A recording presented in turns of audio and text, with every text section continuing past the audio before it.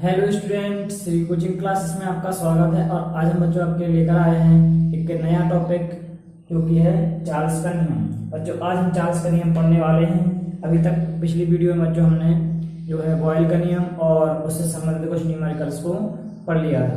बच्चों ये जो नियम है चार में आपको बताए थे, वो जो है मुख्य रूप से भी, पी, टी और एन, इन चार वैल्यू में संबंध बताने वाले नियम है। भी आयतन है, पी दाब है, टी यहाँ पर दाब और एन जो है पार्टिकल की संख्या है या अणुओं की संख्या है।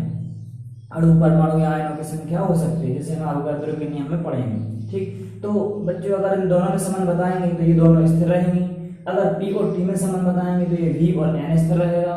और यदि टी में और भी में संबंध बताएंगे तो ये पी और एन स्थिर रहेंगे। इस प्रकार से जो एक दूसरे दो कोई वैल्यू लेंगे तो बाकी की जो दो वैल्यू है वो स्थिर रहेगी। ये इस नियम में है।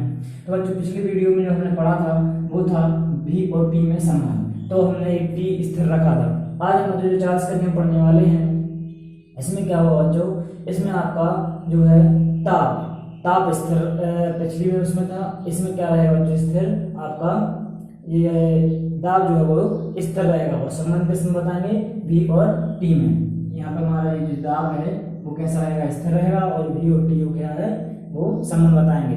तो उन्होंने जो चार्ल्स ने क्या कहा था कि किसी स्थिर दाब पर, जैसे उसमें बोल रहे थे हम स्थिर दाब पर, इसी प्रकार से इसमें क्या बोलेंगे, स्थिर दाब पर किसी गैस के निश्चित आयतन में, किसी गैस का निश्चित आयतन उसकी परम ताप टी के समानुपाती होता है। तो उनका जो नियम था बच्चों वो यही था कि v समानुपाती टी, मतलब आयतन जो है वो परम ताप के समानुपाती होता है। मतलब जितना ज्यादा ताप बढ़ाएंगे आयतन उतना ज्यादा बढ़ेगा। इसका बच्चों दैनिक जीवन में भी बहुत सारे उपयोग हैं। आपने देखा होगा गर्मियों के दिनों में हम क्या करते हैं, वो टायरों में जो है हवा कम भर के, जो ट्यूब टायर जो रहते हैं उसमें हम क्या करते हैं, हवा कम भर के रखते हैं, क्योंकि अगर ज्यादा भरेंगे तो वो आयतन बढ़ने के कारण फट जाते हैं। तो इसका बच्चों यही लॉजिक है कि अगर ताप बढ़ाएंगे तो आयतन बढ़ेगा, और आयतन बढ़ेगा तो बच्चों जगह तो उतनी है, जगह उसमें आयतन, तो जब ज्यादा हवा भर जाएगी तो क्या होगा, वो आयतन फैलेगी और फैलेगा तो टायर ट्यूब जो है फट जाते हैं। तो इसका ये लॉजिकल प्रश्न इसका बनता है।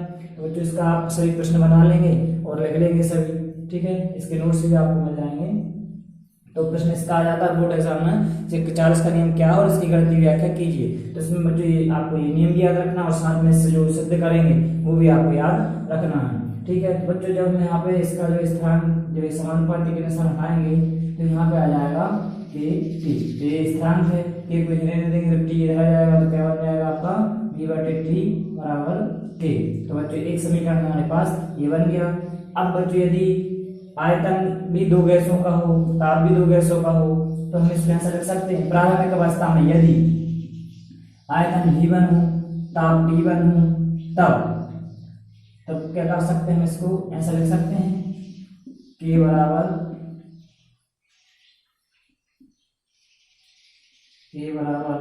V1 बटे में T1। ठीक है, एक हमारा समीकरण बन जाएगा। तो हम ये लिख सकते हैं समीकरण एक, या इसको समीकरण एक दोगे तो समीकरण दो उसको दे देना। ठीक है, तो इस प्रकार से समीकरण दो। और इसी प्रकार से बच्चों जब हम लिखेंगे अंतिम अवस्था में, जब गैस का आयतन बढ़ जाए, घट जाए, बढ़ने पर तो आयतन हो जाएगा मान लीजिए V2 और ताप हो जाएगा T2। तो दूसरा जो तीसरा समीकरण हमारा ये इस प्रकार से बन जाएगा। और जब बच्चों की दोनों की तुलना करेंगे तो क्या बनेगा, वरना जो है V1 बटे में T1 बराबर V2 बटे में T2। इस प्रकार से आपको ये याद रखना। देखिए T1 के सामने यहाँ पर क्या आ रहा है, V2 आ रहा है, T1 के सामने क्या आ रहा है, T2 आ रहा है। मतलब एक दूसरे के सामने एक दूसरे की वैल्यू आ रही है, मतलब ये समानुपाती में। अपोजिट आती तो बिल्कुल अनुपाती होता है। अब क्या करेंगे बच्चों, यहाँ पर T1 को इधर पहुंचा देंगे, V2 के यहाँ ले आएंगे, तो ये आप करते हैं इसको ऐसा लिख सकते हैं, V1 बटे में V2 और बराबर हो जाएगा यहाँ पर T1 बटे में T2। तो बच्चों ये हमारा जो है न्यूमेरिकल्स वैल्यू, जो न्यूमेरिकल्स गणितीय व्याख्या करते हैं, तो इस प्रकार से इसकी पूरी गणितीय व्याख्या हो जाती है। और इसी वैल्यू में जो बच्चों न मान रख के ताप, अगर ताप निकालना हो, आयतन निकालना हो, तो हम ये सब इससे निकाल सकते हैं। जब भी ताप और आयतन का संबंध आ जाए तो आपको ये चार्ल्स नियम लगा के जो है यहाँ पर इसको कर देना है। ठीक है बच्चों, तो समझ में आया आपको चार्ल्स का नियम क्या बोलेंगे। चार्ल्स ने ताप और आयतन का संबंध बताया था, और उन्होंने क्या बताया था, ये दाब वो कैसा रहेगा, स्थिर रहेगा। ठीक है, तो दाब स्थिर पर, तो परिभाषा इसकी बन जाती है, स्थिर दाब पर किसी गैस का आयतन उसके परम ताप के समानुपाती होता है, अर्थात V समानुपाती T, V बराबर KT, V बटे में T बराबर K आ जाएगा, इस तरह बचेगा T इधर आ जाएगा। इसके बाद क्या करा हमने, अब लिखा यदि प्रारंभिक अवस्था में किसी गैस का आयतन V1 हो और ताप T1 हो तब, तो K बराबर V1 बटे T1, समीकरण 2 दे दिया। इसी प्रकार अंतिम अवस्था में यदि गैस का आयतन V2 और आयतन जो ताप हो T2 हो, तो क्या बचेगा, K बराबर V2 बटे T2, दोनों की तुलना कर ली, लगती है समीकरण 2 और 3 से, तो इस प्रकार से V1 बटे T1 बराबर V2 बटे T2 हो जाएगा। इनको हमने क्या कर दिया, पक्षांतर करके इस तरफ पहुंचा दिया या ट्रांसफर कर दिया, तो ये बचा आपका V1 बटे V2 बराबर T1 बटे T2।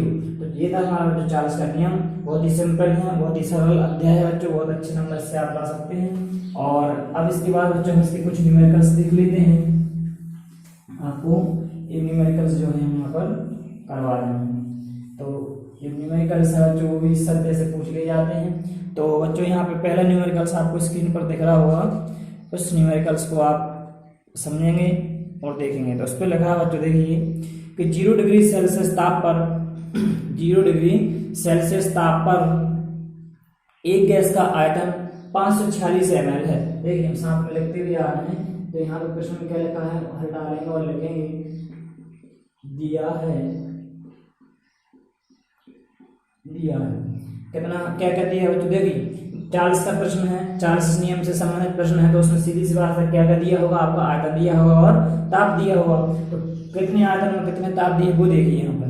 तो अब दिया 0 डिग्री सेल्सियस ताप पर, 0 डिग्री सेल्सियस ताप पर एक गैस का आयतन 546 ml है। तो आयतन कितना दिया बच्चों, इसमें V1 बराबर 546 ml, ठीक है। और ताप कह रहे हैं वो कितना बता रहे हैं, T1 पहला 0 डिग्री सेल्सियस, लेकिन बच्चों इसको हमको केल्विन में बदल के लिखना है, केल्विन वाली वैल्यू यहाँ पर रखी जाती है। तो 273 जोड़ देंगे तो क्या आ जाएगा, ये 273 केल्विन इसमें आ जाएगा। इसके बाद वो क्या बोल रहे हैं और आगे प्रश्न में देखिए साथ में लिखा है, इसी दाब पर, मतलब दाब स्थिर है वही दाब रहेगा, इसी दाब पर इसका आयतन किस ताप पर, तो आयतन उन्होंने कर दिया है, और किस ताप पर पूछ रहे हैं, T2 यहाँ पर क्या बोल रहे हैं वो आपको निकालना है।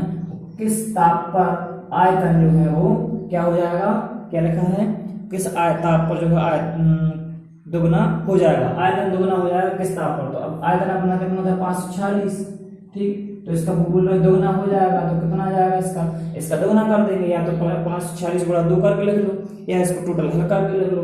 हल करोगे तो यहाँ पे 1092 जाएगा। आयतन किसमें ml में दिया है, यहाँ पर ml लिख लेंगे, ठीक। तो इस प्रकार से किस ताप पर आयतन दोगुना हो जाएगा, इसलिए मैं यहाँ पे दोगुना करने के लिए 2 लिख दिया, क्योंकि 546 था, दोगुना कर दिया तो 1092 हो जाएगा, ठीक। अब बच्चों हमें पता है यहाँ पे, तो हम क्या करेंगे, सूत्र लगाएंगे। सूत्र हमें पता है क्या होता है, V1 बटे में V2 बराबर होता है T1 बटे T2। इस सूत्र को लगाएंगे और लिख देंगे सूत्र में मान रखने पर।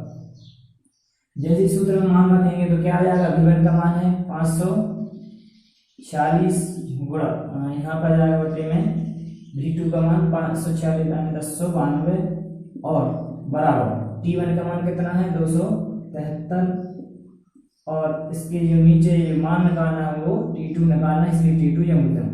और बच्चों इसको निकालना है, इसलिए हम इसको क्या कर लेंगे, आगे कर ले रहे हैं, तो इसको बाकी वैल्यू को उधर कर देंगे, तो ये हो जाएगा आपका T2 बराबर 273 गुणा 1092 बटे में 200, तो हो जाएगा 546। देखिए ये इधर पहुंच जाएगा, ये इधर आ जाएगा, ये सब इधर पहुंच जाएगा, 273 गुणा 1092 हो जाएगा। इस प्रकार से T2 बराबर में 5 बच गया।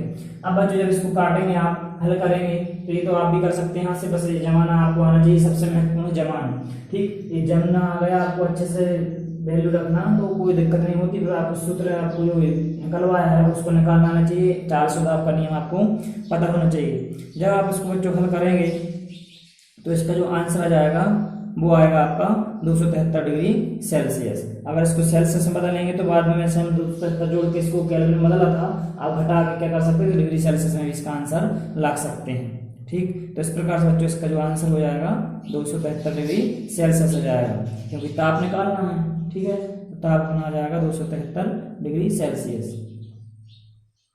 इस प्रकार से बच्चों इसको कर लेना है।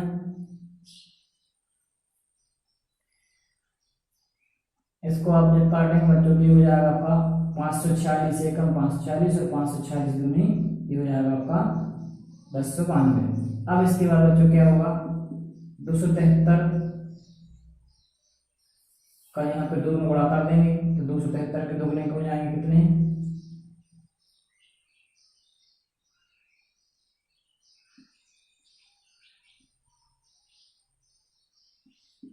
546।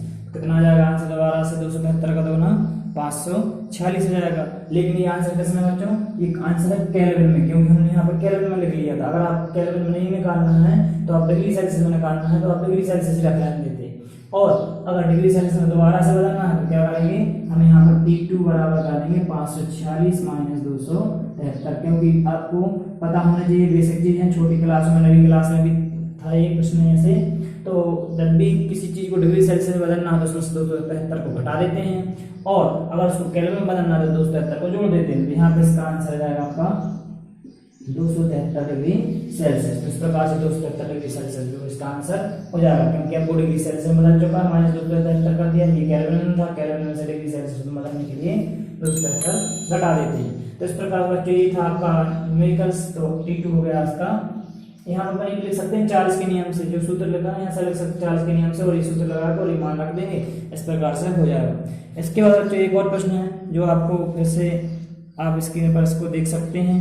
इस प्रश्न को बच्चों आप खुद ही करके लाएंगे और यहाँ पर हमको बताएंगे। इसको कमेंट में इनके आंसर आपको जो है, जो प्रश्न दिख रहा है आपको, वो कमेंट में आपको करके बताना है। सही बच्चे कमेंट करके इसका आंसर को अपना अपना बताएंगे। तो अब हम चलते हैं बच्चों नेक्स्ट नियम की तरफ, और जो नेक्स्ट नियम बच्चों हमारा वो है आवोगाद्रो का नियम। ठीक है, अब हम आवोगाद्रो के नियम की तरफ चलते हैं। आवोगाद्रो ने क्या बोला था, वे वैल्यू ने आपको बताया था, तो V, T, P और N, इन 4 वैल्यू के बारे में हम पढ़ रहे हैं बच्चों। तो हमने अब V और T में संबंध पढ़ लिया, V और P में भी संबंध पढ़ लिया। अब क्या बचा है, हमारा N बचा है। ठीक, तो V और अब यहाँ पर जो संबंध हम पढ़ने वाले हैं वो है V और N में। तो यहाँ पर स्थिर क्या करेगा, T और P जो हमारे दाब और दाब जो है यहाँ पर स्थिर रहेंगे। तो पर इसकी परिभाषा क्या बन जाएगी, जो आवोगाद्रो का आप पहले ही पढ़ चुके हैं, फिर भी रिवाइज कर लेते हैं। तो बोले में स्थिर ताप एवं दाब पर, स्थिर ताप एवं दाब पर, इसको ऐसा बोल सकते हैं समान ताप एवं समान दाब पर गैसों के समान आयतन में अणुओं की संख्या भी समान होती है। बस इतना साफ याद रखना कि जितना आपको ताप और दाब स्थिर है और आयतन भी स्थिर है, निश्चित है, तो उसमें अणुओं की संख्या भी कैसी होगी, वो भी निश्चित ही होगी, चाहे वो कोई सी भी गैस हो। तो इस प्रकार से आपको प्रश्न बन जाएगा कि आवोगाद्रो का नियम क्या है, और इसके जो है व्याख्या कीजिए, गणितीय व्याख्या, और साथ में इसके अनुप्रयोग भी जाते हैं। तो बच्चों इसका बहुत अनुप्रयोग जो है बहुत महत्वपूर्ण है, क्योंकि इसका उपयोग कई जगह होता है, कई महत्वपूर्ण जगह पर। जैसे गैसों के आयतन और द्रव्यमान, तो ये आयतन ही दिख ही रहा है, और N मतलब जो अणुओं का द्रव्यमान आ जाएगा। ठीक है, तो इनमें संबंध बताने का काम आता है ये। इसके अलावा ये वाष्प घनत्व और आणविक द्रव्यमान में भी संबंध स्थापित करता है। साथ में ये गैलोसाक के आयतन संबंधी नियम की भी पुष्टि करता है। ठीक है, व्याख्या करता है। तो इस प्रकार से इसके बहुत सारे अनुप्रयोग हैं। अब हम यहाँ पर जो है इसका नियम इस प्रकार से करके आपको एक बार और बता दें। तो इस प्रकार से अगर हम लिखें तो क्या हो जाएगा, समान ताप एवं दाब पर, इस नियम के अनुसार क्या हो जाएगा, समान ताप एवं दाब पर गैसों के समान आयतन में अणुओं की संख्या भी समान होती है, अर्थात भी समानुपाती है। V क्या आयतन और N क्या अणुओं की संख्या है। ठीक है, इस प्रकार से हो जाएगा। अब यदि इनका व्यंजक आता है करने बच्चों तो व्यंजक भी आप इसका कर सकते हैं। ठीक, व्यंजक कैसा हो जाएगा, यहाँ पर व्यंजक नहीं कर सकते हैं। पहले मान लीजिए गैस का आयतन ये हो, ठीक है, इसी प्रकार से यहाँ पर आप हल करोगे पहले इसको, तो इस प्रकार से कर सकते हैं V बराबर K N, और इसके बाद जो यहाँ पर कर सकते हैं हम, अगर आयतन का V1 हो और K और N1, ठीक है, इंटू पहला जो गैस का आयतन हो, अगर आयतन जो V1 है और अणुओं की संख्या N1 है। इसी प्रकार अगर हम इसको ऐसा भी लिख सकते हैं K बराबर V1 बटे N1। इसी प्रकार बच्चों हमारा दूसरा समीकरण बन जाएगा। दूसरा समीकरण क्या हो जाएगा, K बराबर हो जाएगा V2 बटे N2 और इसको बच्चों जब हम आगे हल करेंगे और तो ये क्या बन जाएगा हमारा V1 बटे में N1 बराबर हो जाएगा V2 बटे N2। इसको हल करेंगे बच्चों तो N1 बटे N2 V1 बटे V2 हो जाएगा। ठीक है, इस प्रकार से इसको भी हम ऐसा कर सकते हैं V1 बटे V2 और हो जाएगा N1 बटे N2। ठीक है, इस प्रकार से बच्चों ये भी हो सकता है आपका। तो ये न्यूमेरिकल बन सकते हैं। इसमें से हालांकि ज़्यादा न्यूमेरिकल्स नहीं आते, बॉयल और चार्ल्स के नियम पर सबसे ज़्यादा पूछे जाते हैं, इसलिए उसको हमने करवा दिया है। अब इसके बाद बच्चों हमारा जो है नेक्स्ट नियम है बच्चों गैलुसाक का। ठीक है, तो उस नियम को भी हम यहीं पर कर लेते हैं और इसके बाद हम आते हैं नेक्स्ट वीडियो में। देखिए नेक्स्ट नियम है बच्चों गैलुसाक का नियम, और गैलुसाक का नियम बच्चों आप पहले ही पढ़ चुके हैं। गैलुसाक का